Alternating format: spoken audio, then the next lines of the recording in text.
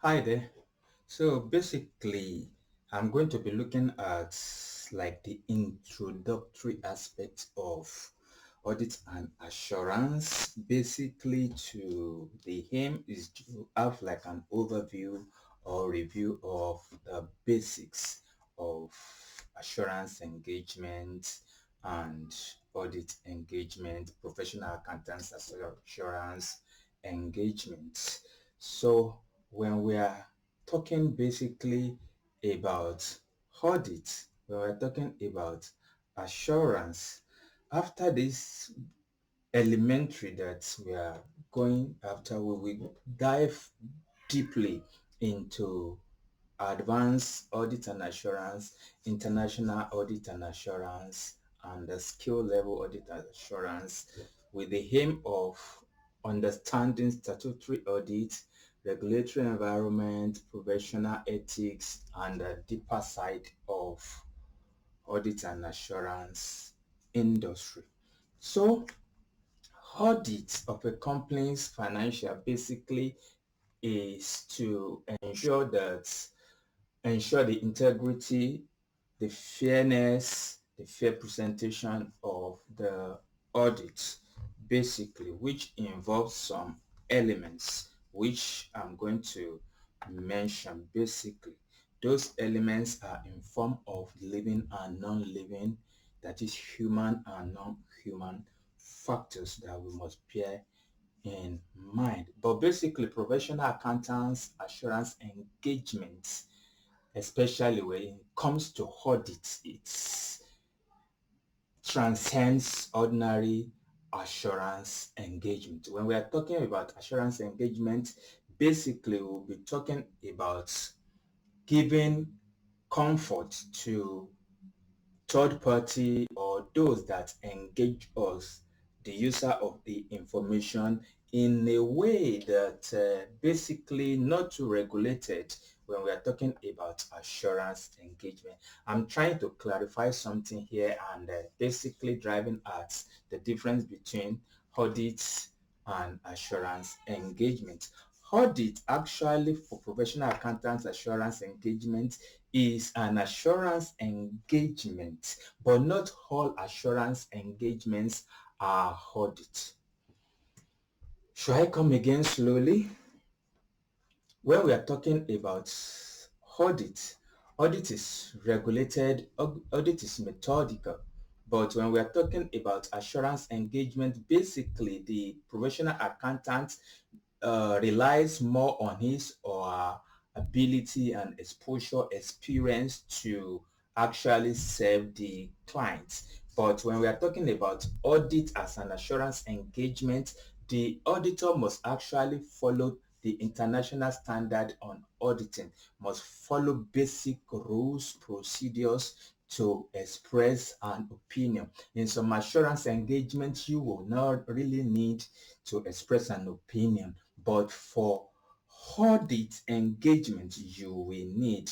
Okay, having established that, please, we move on to some other parts, which is like the elements. The elements that will be involved in professional accountants assurance engagement will be the professional himself or herself, number one. Two, there will be acceptable criteria. And when we are talking about acceptable criteria, we are talking about our frameworks, which we are going to go into deeply later on. That is our IFRSs, IASs, compliance to all those rules. So general accepted best auditing practices, they are our criteria. That is what we are basically measuring the organization, our clients against, their financials against. So those are our accepted criteria. Then the third element in the engagement of professional accountants assurance engagement is the intended users. Now we'll be talking about the shareholders, the stakeholders, and other numerous people. Then there's real subject matter, especially in an assurance engagement now, is basically the financial statement.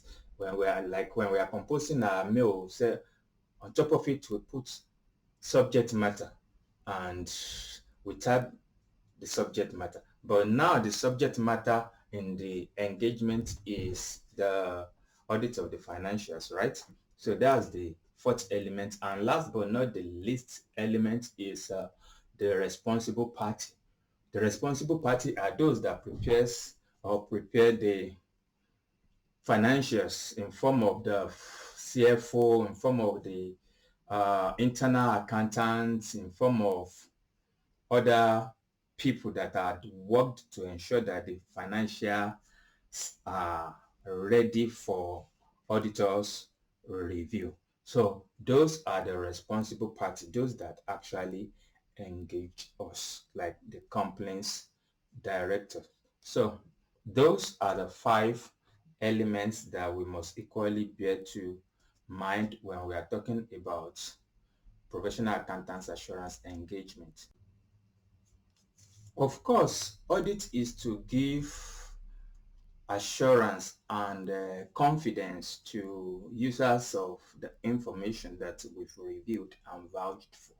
But nevertheless, there are inherent limitations when it comes to an audit work. First of all, the auditor provide assurance on a particular set of financial statements to ensure that it's accurate, is complete without error or with minimal error and the like, which we call threshold and benchmarks and the like.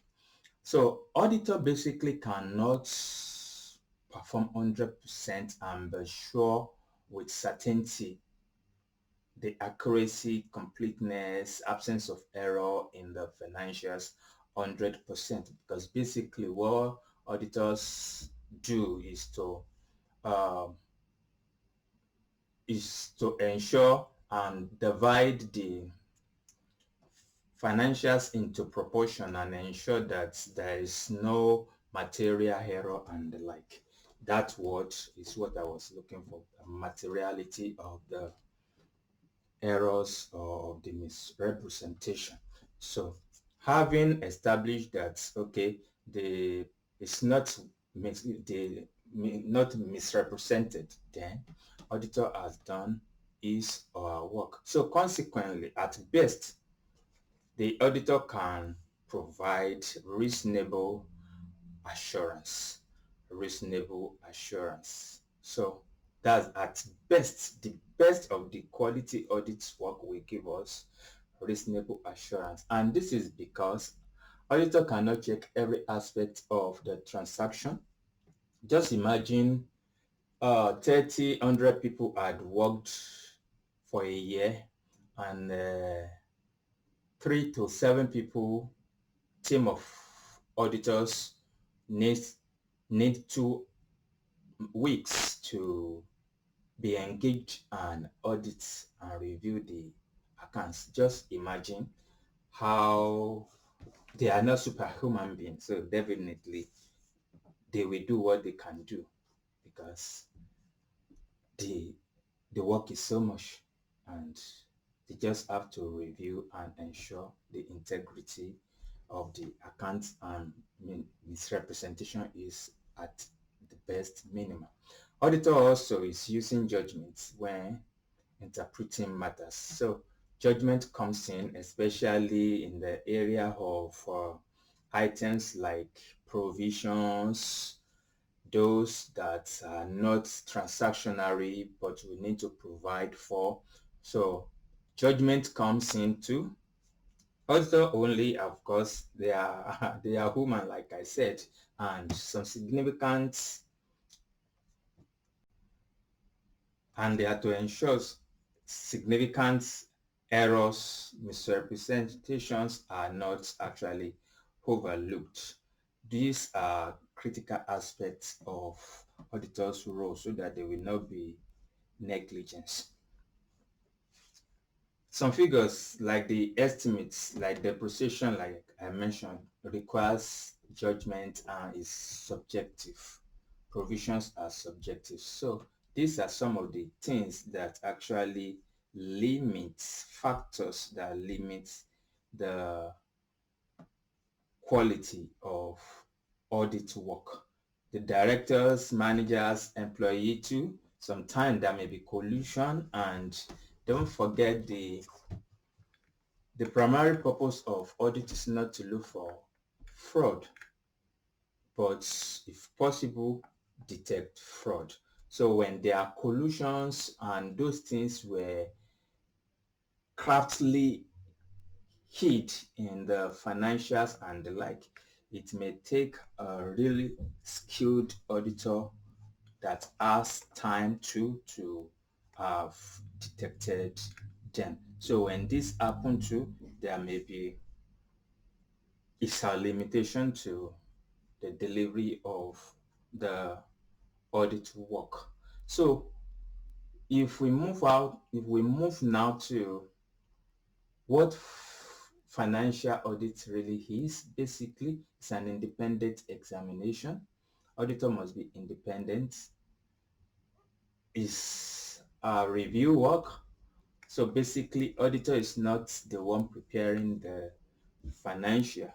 The aim is to provide and express an opinion whether the financials presented to us, all the works done, the accounts are free and fair and not misrepresented to the users.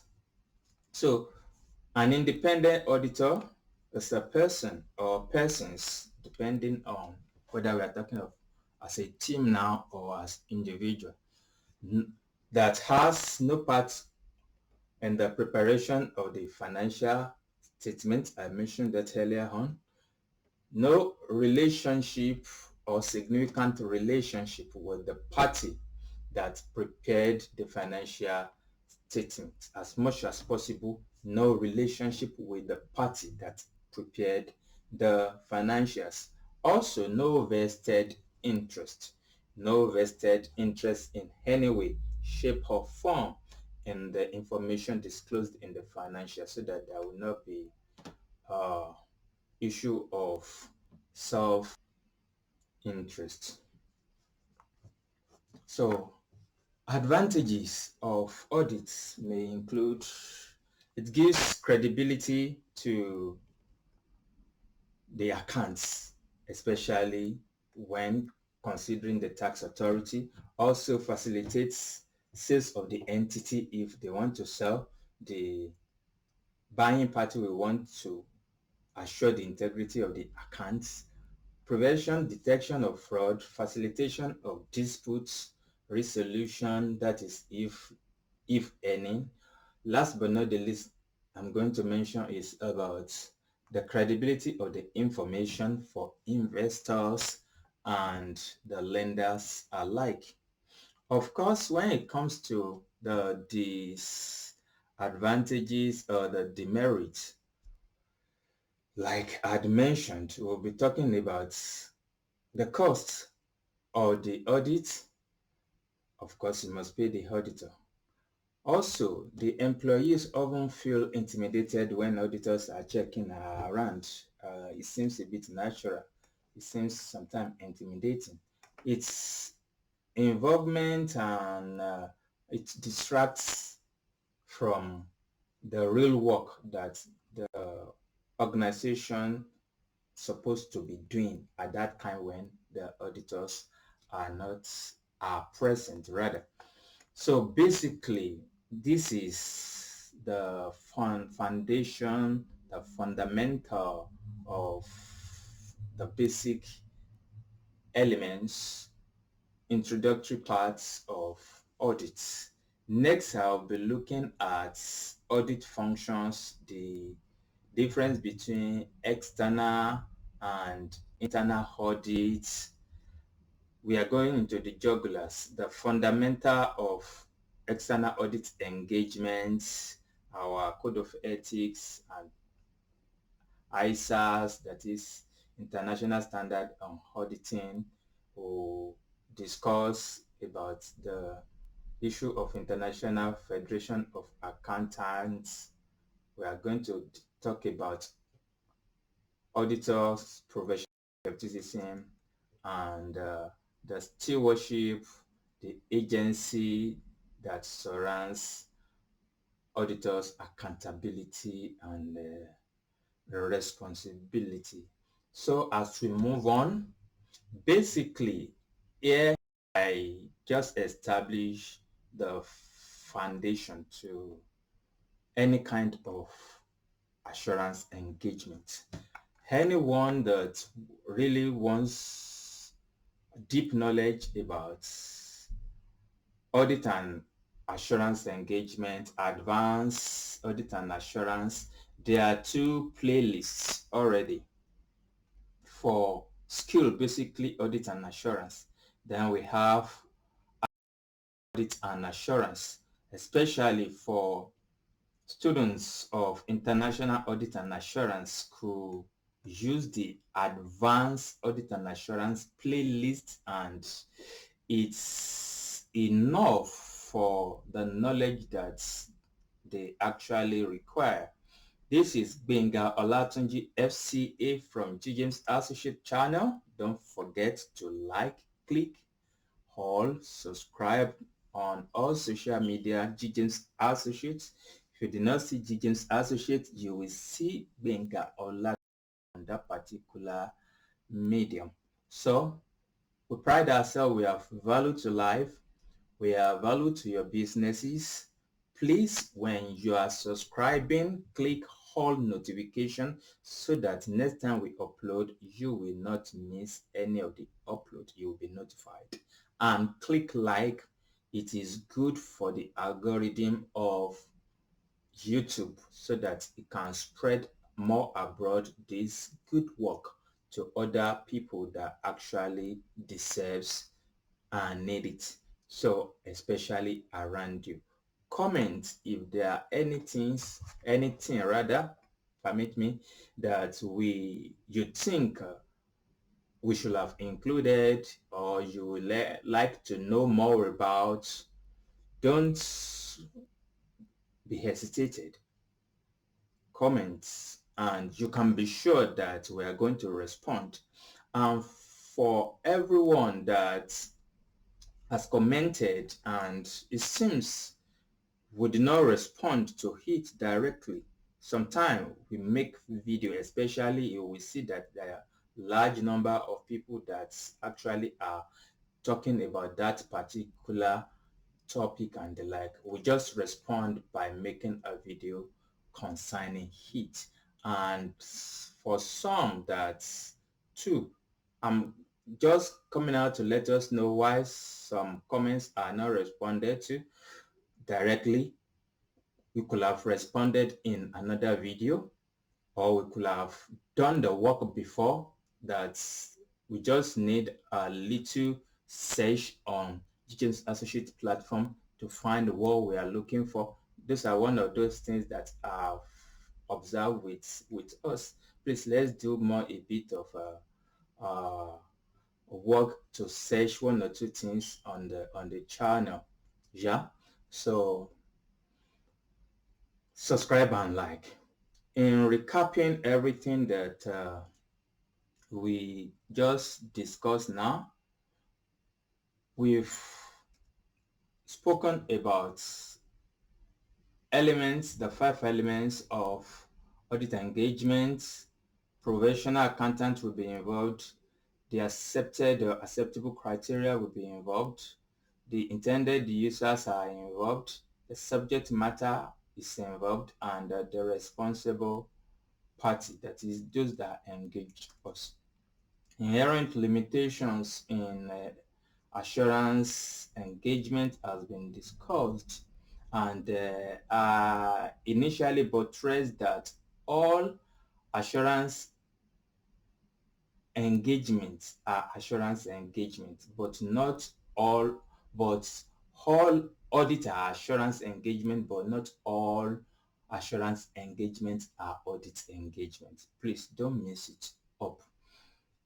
Inherent limitations, in which we look at the scope of work that auditor needs to carry out and the deadline that the auditor needs to meet up with, the who we are responsible to, and the subjectivity of some aspects of audit work, especially those that involve estimates like depreciation, provision, and the like.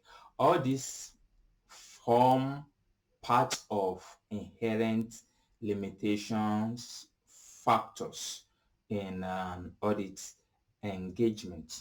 And I describe what financial statement audit really is, and the independence of auditor, and the advantages of having an audit.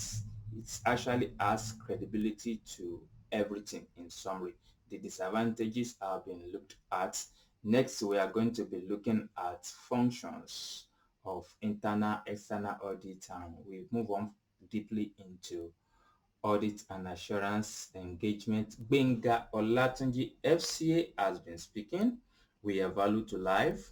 From G. James Associates, we are value to your business.